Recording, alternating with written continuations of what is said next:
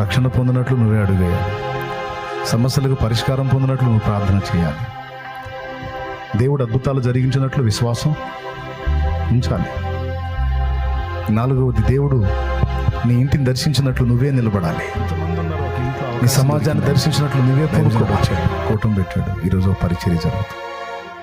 చాలా ఊళ్ళ నుంచి వచ్చారు మీరు ఇక్కడికి, వేరే ప్రాంతాల నుంచి కూడా వచ్చారు. మీ ప్రాంతంలో ఇంత స్థానం దేవునికి అవకాశం ఇస్తే దేవుని పని జరగదా? దేవుని పరిచర్య జరగదా? ప్రభు కోసం బ్రతకని బ్రతుకు అర్థమైందండి. ప్రభు చిత్తం చేయని జీవితానికి అర్థం ఏంటంటే, చాలామంది ఇక్కడ బాప్తీసం పొందిన వాళ్ళు ఉన్నారు. చేతులు ఎత్తండి, ఎంతమంది పొందారు? నేను పొందాను అన్నోళ్ళు చేతులు ఎత్తండి. పట్టుమని 10 మందిని రక్షించావా? మరి 4 ఆత్మని రక్షించావా? కనీసం పక్కింటి వాళ్ళకి చెప్పావా సువార్త?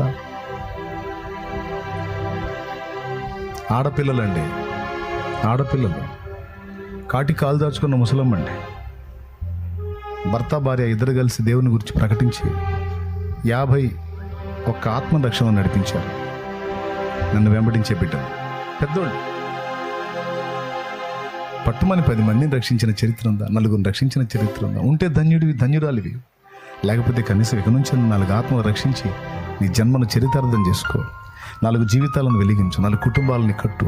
అది బ్రతుకు. ముగింపు.